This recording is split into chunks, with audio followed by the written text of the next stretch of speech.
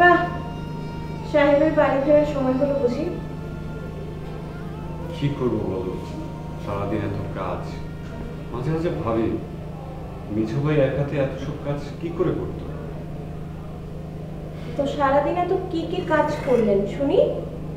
কি আর করবো, আমার যা কাজ ওই মাঠে ঘাটে ঘুরে বেড়ালো, জমির চাষাবাদ ঠিক হয়েছে কিনা সেটা দেখা, আর সকালবেলা মিঠু ভাই যেটা বলে দেয় সেটা অক্ষরে অক্ষরে পালন করা। এই যা।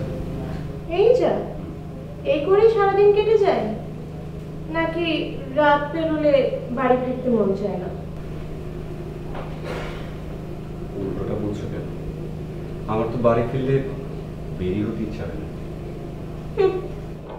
বউ ভুলানোর কথা বলে কোনো লাভ নেই।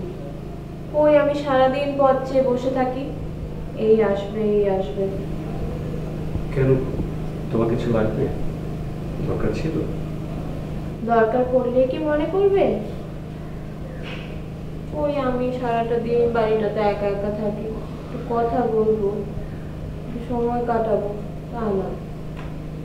কেন, বাড়িতে তো আরো লোক আছে, মা আছে, মেজু ভাবি আছে, বড় ভাবি আছে, তাছাড়া তো সবাই আছে। বাড়ি ভর্তি যে গোষ্ঠী শুদ্ধ লোক আছে তা আমি জানি।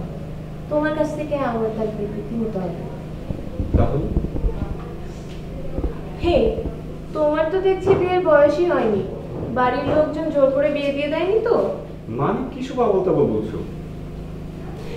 বলছি আমাদের ওখানে এরকম একটা বিয়ে হয়েছে, হুম। দেখতে শুনতে তোমার মতো হাট্টাগাট্টা, পরে জানা গেল সেটা একেবারেই বাচ্চা।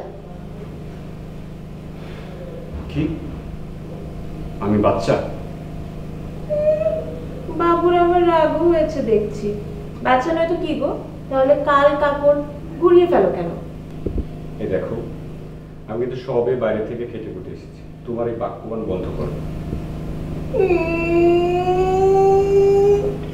আমার সাথে আমার কথা বলতে মন করে না। দুদিনে মন হয়ে গেছে, আমার কোথায় যাবো, কার কাছে যাবো? এই যে কি হয়েছে শুনি, আমাকে একটু খুলে বলো, আপনার কি চাই? তোমাকে। আমাকে?